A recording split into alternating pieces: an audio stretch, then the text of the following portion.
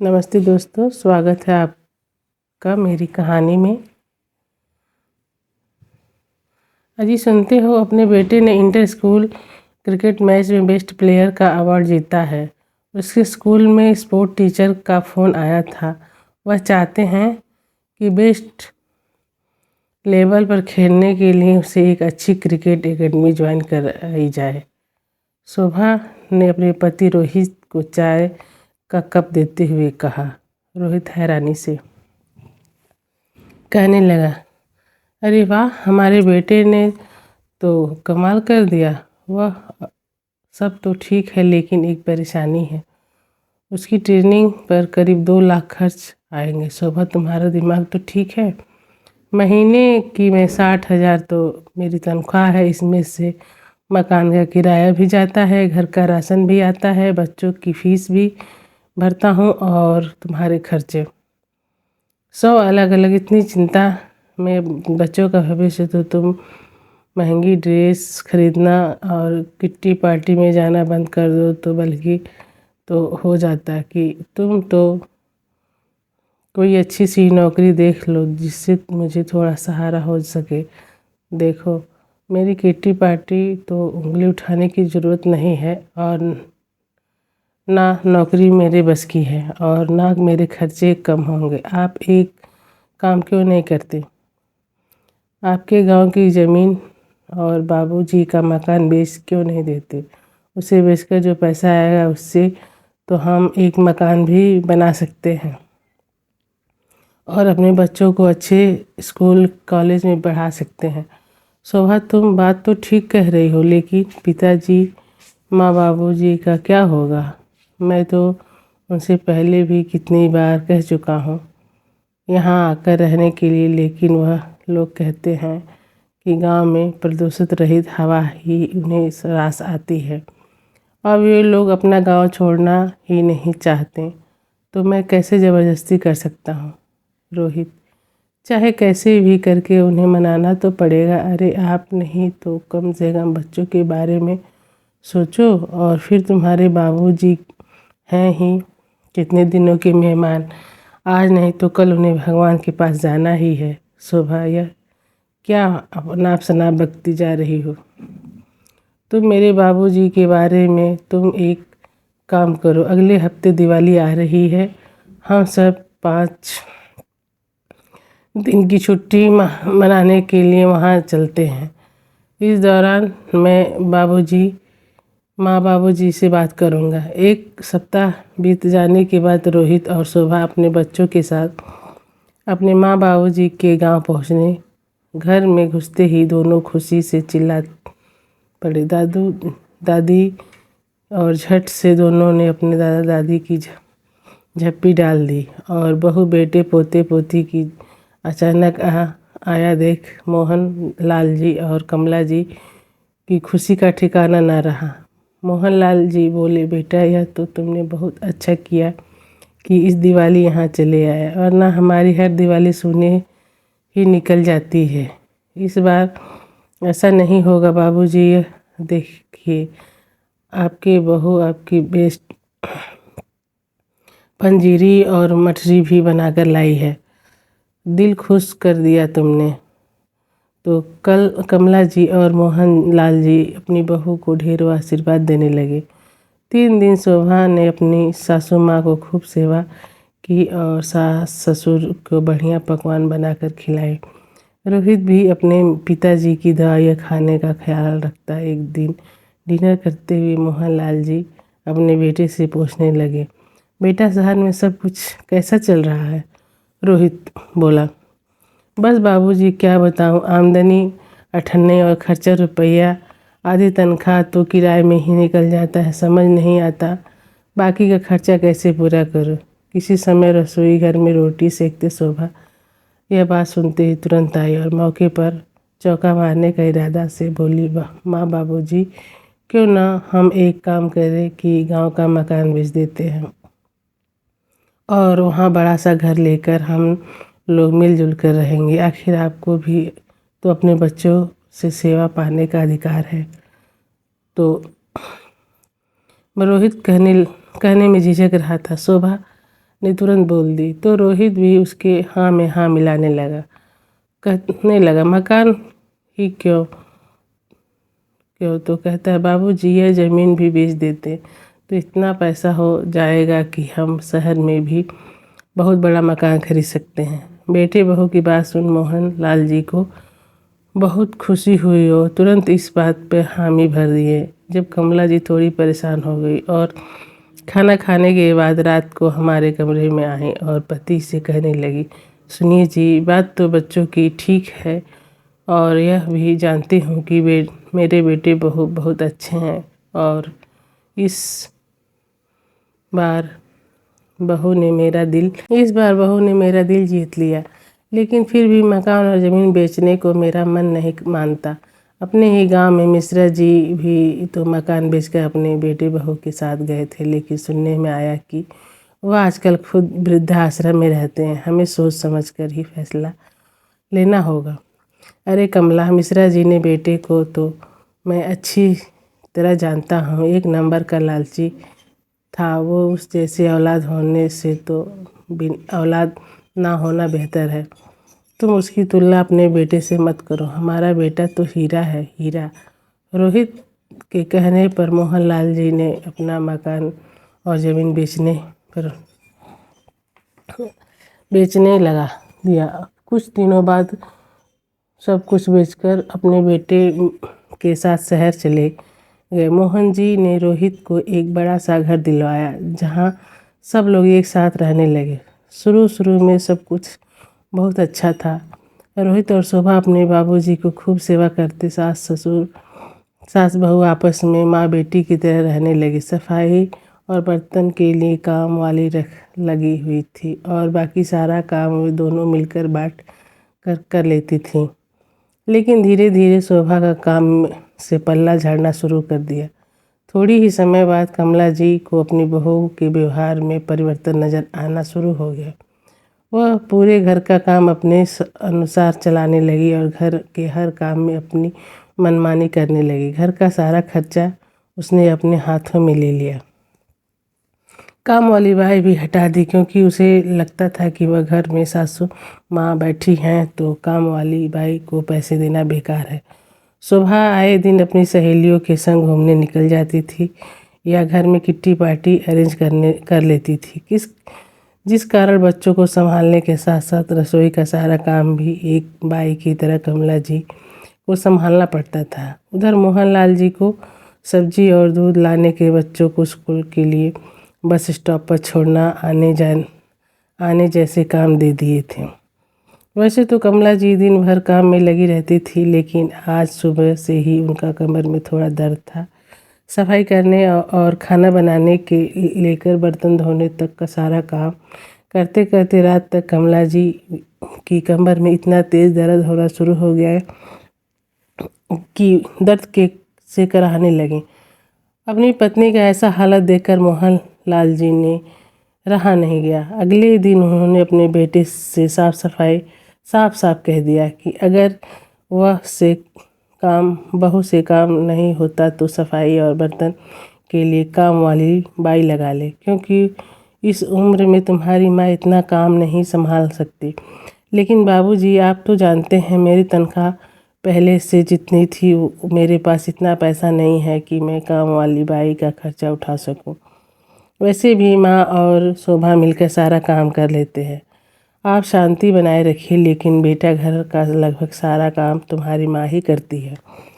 और जहाँ तक रही पैसे की बात, तो आए दिन बहू पार्टी में जाती रहती है। पैसे हैं तो काम वाली बाई के लिए क्यों नहीं? आखिर तुम्हारी माँ भी इंसान है। अपने ससुर के मुँह से यह बात सुनते ही शोभा तमतमा उठी। बाबूजी, आप कैसे कह सकते हैं मेरे बारे में? मैं दिन भर घर का काम करती हूँ और अगर दिन में थोड़ी देर के लिए अपनी सहेलियों के साथ बाहर चली जाती हूँ तो इसमें हर्ज ही क्या है? बहू की बातें सुनकर कमला जी और मोहनलाल जी अवाक रह गए। उनका बेटा रोहित गुस्से भरी निगाहों से उसे कमरे में आने का इशारा करके चला गया। जैसे ही शोभा कमरे में आए, रोहित बोला, थोड़ी सी शर्म करो, उनका ही सब कुछ लूटकर आज तुम ऐसे बातें कर रही हो? रोहित की बातें सुनकर शोभा भड़कते हुए बोली, क्या गलत कह दिया मैंने? इनके कारण मैं अपने आप को नहीं बदलूंगी। मैं पार्टी में जाऊंगी और लेटेस्ट डिज़ाइन के कपड़े भी खरीदूंगी और उन्हें नाराज़ है तो आगे अपने गांव वापस चले जाएं। तुम ऐसे कैसे कह सकती हो शोभा? वे लोग केवल हमारे खातिर अपना सब कुछ बेचकर यहाँ आए थे और तुम्हें भी मालूम है कि उनके पास यहाँ रहते हुए कितनी सहूलियत है। बढ़िया खाना, घर साफ सफाई, बच्चों की देखभाल और घर के चौकीदारी का काम तो कर लेते हैं। तुम्हें सब मालूम है, लेकिन जो तीखी बातें उन्होंने आज तुम्हें सुनाई है उनके बाद मैं उन्हें यहाँ हरगिज नहीं रहने दूंगी। अपनी पत्नी से ऐसी बातें सुनकर रोहित अपना सिर पकड़कर बैठ गया। लेकिन अब शोभा ने तय कर लिया था कि वह अपने सास ससुर को चैन से रहने नहीं देगी। खैर, कुछ दिन यूं ही बीत गए। आज मोहनलाल जी और कमला जी की शादी का सालगिरह था। यह दिन मोहनलाल जी के लिए बहुत खास था, इसलिए वे आज बहुत खुश थे। हर बार की तरह इस बार भी शादी की सालगिरह यादगार बनाना चाहते थे। इसलिए मोहनलाल जी सुबह सुबह ही नहा धोकर तैयार हो गए। जैसे ही मोहनलाल जी कमरे से बाहर निकले तो उनकी बहू शोभा ने उनके हाथ में एक थैला 100 रुपये थमा दी और कहा, बाबू जी सब्जी ख़त्म हो गई है, ले आइए, और हरी मिर्ची और धनिया पत्ती लाना मत भूलिएगा। मोहनलाल जी ने देखा तो रोहित भी अपने काम पर जाने की तैयारी में था और चाय नाश्ता कर लिया था। मोहनलाल जी अपने बेटे के पास गए और उनसे अपने कहने लगे, बेटा तुम्हें पता है कि आज का दिन मेरे लिए कितना मायने रखता है, इसलिए मैं चाहता हूँ कि तुम्हारी माँ और कुछ सरप्राइज़ दूँ। कहते हुए मोहनलाल जी ने अपने बेटे से कुछ पैसे मांगते तो रोहित ने कहा, बाबूजी मैं तो महीने की तनख्वाह लाकर शोभा के हाथ में देता हूँ, आप उसी से मांग लीजिए। ऐसा कहकर रोहित अपने काम पर चला गया। बाबूजी ने जब अपनी बहू की तरफ उम्मीद भरी नज़रों से देखा तो शोभा आंखें तरते हुए बोली, बाबूजी आपको मालूम है कि उनकी महीने की कितनी तनख्वाह मिलती है? इतनी महंगाई में गुजारा भी मुश्किल से होता है, और फिर आपकी कमाई तो अब रही भी नहीं, तो भी आपको इस उम्र में सरप्राइज़ देने की सोच रही है। अपने पुराने शौक अब भूल जाइए और राम नाम जपिए। आपको जितने पैसे दिए हैं उतने में सब्जी आ जाएगी, फालतू में खर्च के लिए मेरे पास पैसे नहीं हैं। इतना कहकर शोभा वहाँ से चली गई। मोहनलाल जी उसके बातें सुनकर स्तंभ खड़े हो रह गए। आज वे स्वयं को लाचार और ठगा सा महसूस कर रहे हैं। तभी मोहनलाल जी की पोती रिया उनके पास आई और उनसे पूछने लगी, दादाजी आप किस सरप्राइज़ की बात कर रहे हैं और ऐसा क्या स्पेशल है? आज मोहनलाल जी उनकी बात सुनकर उसे लाड करते हुए बोले, अरे बिटिया, आज तुम्हारी दादी जी और मेरी शादी की सालगिरह है। आज हमारी शादी को 40 वर्ष पूरे हो चुके हैं और इन 40 वर्ष में एक बार भी नहीं हुआ कि मैंने तुम्हारी दादी को कोई उपहार ना दिया। लेकिन इस बार शायद कहते कहते अचानक मोहनलाल जी का गला भर आया और थैले और पैसे उठाकर सब्जी लेने के लिए चल दिए।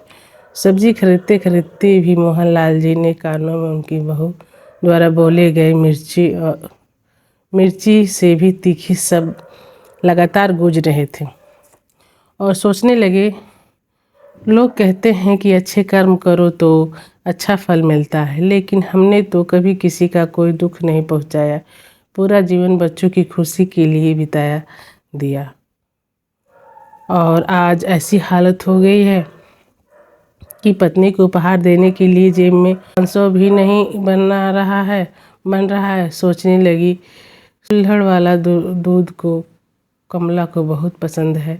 गांव में रहते हुए जब भी शाम को टहलने निकलता तो लाला जी की दुकान से रुककर कुल्हड़ वाले दूध का आनंद उठाते थे। शोभा ने सब्जियों के लिए जो पैसे दिए थे उसमें से 50 रुपये 50 बच गए थे और मोहनलाल जी ने कमला जी के लिए दूध खरीद लिया और संतुष्ट दिल से घर लौट आए। मोहनलाल जी को पसीने से तरबतर देख कमला जी अपने आंचल से उनका चेहरा पोंछने लगी। उम्र में इतनी काम करने की क्या ज़रूरत है, आपसे आप आराम करेंगे। यह सब्जी की रेहड़ी आती है, थोड़ी महंगी सही, हम लोग यहीं सब्जी खरीद लेंगे।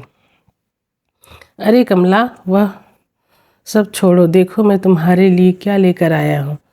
मेरे जीवन संगिनी, तुम्हारी हमारी शादी की सालगिरह बहुत बहुत मुबारक हो। यह कहते हुए उन्होंने कुल्हड़ वाला दूध कमला जी की तरफ बढ़ाया।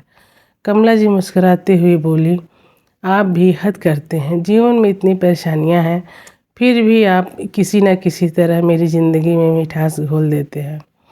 तभी उधर से शोभा आई। बाबूजी, मैंने आपको धनिया पत्ती और हरी मिर्ची लाने को कहा था, वे कहाँ हैं? बोलते हुए उसने नज़र कमला जी की तरफ गई और उनके हाथ में कुल्हड़ वाला दूध देखते ही वो भड़क पड़ी।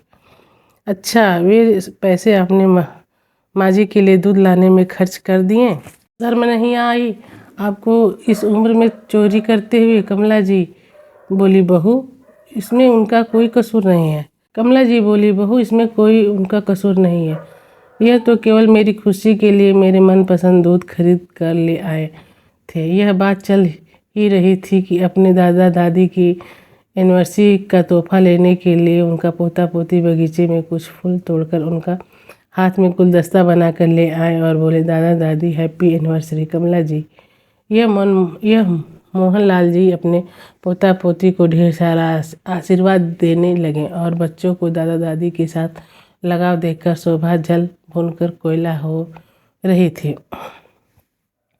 उनके कान पकड़ते हुए बोली, जब देखो अपने दादा दादी के आसपास मंडराती रहती हो, कोई पढ़ाई लिखाई नहीं है क्या चलो यहाँ से। तभी रोहित घर में आए और बोला, जब भी घर आता हूँ बस क्लेश, अब क्या हो गया? शोभा ने चिल्ला कर सारी बात बताई।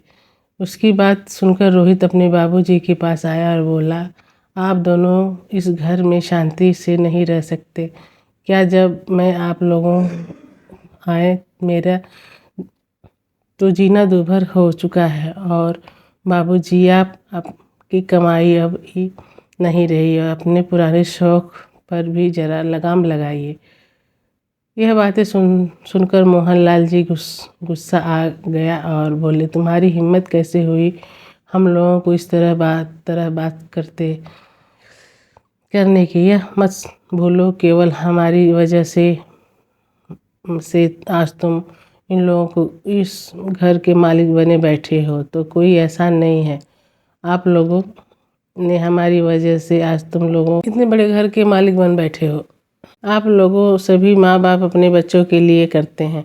यह कहते हुए गुस्से से तिलमिलाता रोहित अपने पैर पटकता हुआ अपने कमरे में चला गया।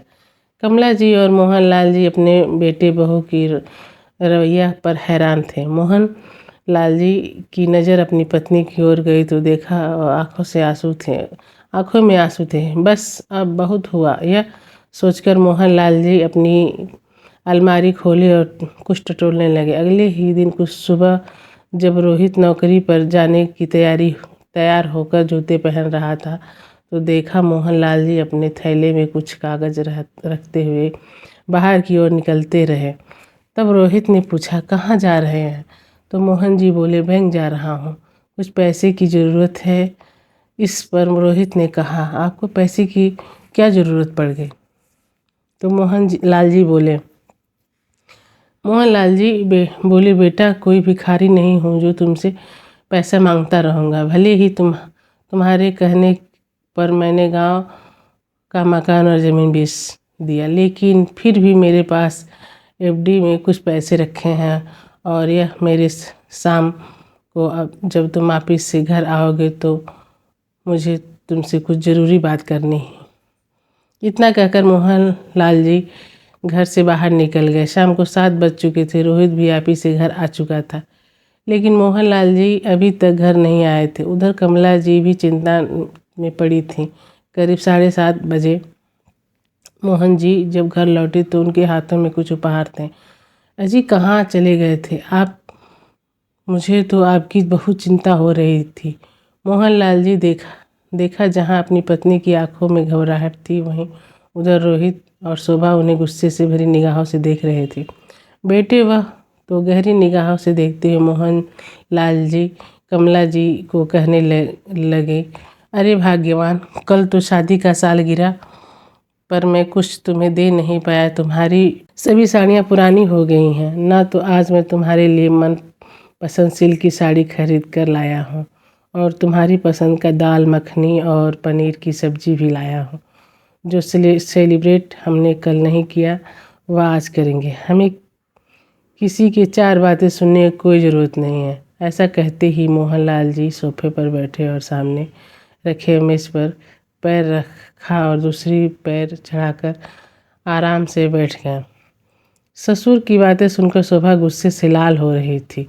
रोहित अपने पिता को झड़ते हुए बोला, बाबूजी। पिता को झाड़ते हुए बोला, बाबूजी, यह भी कोई तरीका है घर में बैठने का? अगर आपको लेटना है तो अपने कमरे में जाकर लेट जाइए। मोहनलाल जी बोले, यह मेरा घर है, यह सोफ़ा मेरा है, और तुम मुझे बताओगे कि मुझे कहाँ बैठना चाहिए? यह बात सुनते ही रोहित और शोभा का मुंह खुला का खुला रह गया। शोभा बोली, आप शायद भूल रहे हैं, यह घर आपका नहीं, मेरे पति का है, और यह वही होगा जो मेरे पति चाहेंगे।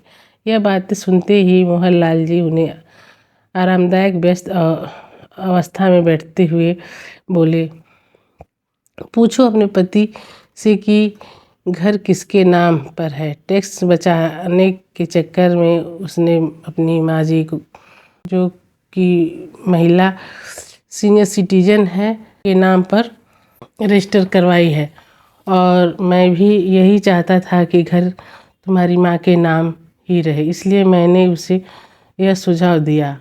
इस मतलबी दुनिया में हाल देखते हुए कमला को अपना मकान बेचते समय हम दोनों की सुरक्षा की चिंता हो रही थी, जिसके मद्देनज़र मैं यह फैसला किया। इतना बड़ा धोखा भगवान आप लोगों को कभी माफ़ नहीं करेगा। शोभा चिल्लाने लगी, धोखा तो तुम हमारे साथ करने चली थी बहू, जो तुम पर ही उल्टा पड़ गया। तुम हमारे साथ रहना चाहती थी, यह तुम्हारे साथ हो गया। बस फर्क इतना है कि पहले इस घर से हम दोनों जाने वाले थे, अब तुम लोग चले जाओ। अपने पिता के मुंह से ऐसे बातें सुनते ही उन दोनों के मुंह खुला का खुला रह गया। रोहित बोला, मगर बाबूजी, आप यह बात तो भूल रहे हैं कि पिता की प्रॉपर्टी में बेटे का पूरा अधिकार होता है। तभी शोभा बोली, बिल्कुल सही, हम कोर्ट केस करके आपसे अपना हक लेकर रहेंगे। उन दोनों से यह बातें सुनकर मोहनलाल जी, अपना यह शौक भी पूरा कर लो बहू, मैं वकील साहब को अभी बुला लेता हूँ। थोड़ी ही देर बाद वकील रामानंद जी मोहनलाल जी के खास मित्र थे, वह पहुँच गए। वकील साहब बोले, इस घर का कानूनी रोहित और शोभा का ही हक नहीं है, क्योंकि घर में लगा सारा पैसा मोहनलाल जी की कमाई का है, और इसमें मोहनलाल जी की खेती की ज़मीन खरीदी है, और इस बात का गवाह है जो सब कुछ भी मोहनलाल जी का है। यह उनकी मर्जी के बगैर तुम्हें कुछ नहीं मिल सकता, चाहे लाख कोर्ट केस कर लो। अब तो शोभा और रोहित एक दूसरे को शक्ल देखने लगे। फिर वकील साहब जाने के बाद मोहनलाल जी बोले, अब तुम ज़्यादा देर मत करो, अपना सामान उठाओ और चलते बनो यहाँ से। कमला जी मोहनलाल जी को रोकने की बहुत कोशिश की, लेकिन आज रुकने वाले नहीं थे। वे कहने लगे, अपने बेटे के साथ अच्छा रिश्ता रखने के लिए मैंने पूरा कोशिश किया, केवल उसके कारण ही कि हम अपनी इच्छाओं को भी पल भर के लिए भुला दिया उसने। लेकिन अब मैं अच्छा पिता बनने की ख्वाहिश नहीं रखता हूँ। अब मुझे केवल एक अच्छा पति बनना है। अपने ससुर के मुंह से यह बातें सुनते ही शोभा तो जैसे ही उबल पड़ी। बस इससे ज़्यादा जिल्लत की जब बर्दाश्त नहीं करूँगी। हम लोग आज यह छोड़कर चले जाएंगे। कहते हुए शोभा तेजी से, तुम्हें पता भी है बाहर कितनी महंगा है, ये घर का किराया ही 25,000 है, ऊपर से बच्चों का फीस, राशन। कितनी बार समझाया है कि माँ बाबूजी ही सब कुछ लेकर उससे बदतमीजी मत किया करो, लेकिन तुम नहीं मानी।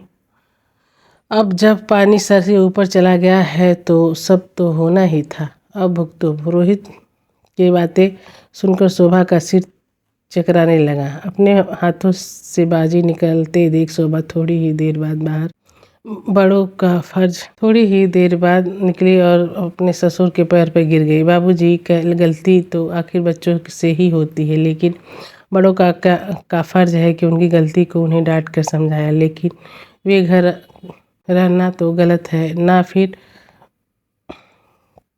पीछे पीछे रोहित भी बाहर आया और बोला, बाबूजी अपने पोता पोती का तो सोचिए, यहाँ वह कहाँ जाएंगे बेचारे। फिर मोहनलाल जी बोले, ठीक है, अगर तुम लोग इस घर में रहना चाहते हो तो मुझे महीने का 10,000 देने होंगे, जिससे मेरी पत्नी अपना खर्च चला सके, और घर की रसोई का सारा काम तुम्हारी पत्नी देखेगी। तुम्हारी माँ अब घर के काम नहीं करेगी। यदि तुम्हें मंजूर है तो यहाँ से रुक सकते हो, वरना दरवाज़ा तुम्हारे सामने है। इतना कहने के बाद मोहनलाल जी अपनी पत्नी के साथ बैठकर अपना पसंदीदा भोजन करने लगे। उस दिन के बाद रोहित समय पर अपने पिता में महीने का खर्चा थमा देता था। उधर शोभा ने भी वचन दिया कि अपनी भूल सुधारने की कोशिश करूँगी। अब मोहनलाल जी ने अपनी पत्नी को भी समझा दिया कि अब वो ज़िंदगी में खुशियों को किसी के लिए कुर्बान करने की कोई ज़रूरत नहीं है। खुद के लिए जीना शुरू करो, ठाठ से जियो। उस दिन के बाद मोहनलाल जी और कमला जी अपने पोता पोतियों के साथ बैठकर टीवी देखते और ज़िंदगी का आनंद उठाते रहती हैं। और दोस्तों, आपको यह कहानी कैसी लगी कमेंट करके ज़रूर बताएं। अच्छी लगी तो प्लीज़ वीडियो को लाइक और शेयर करें, सब्सक्राइब करें। धन्यवाद।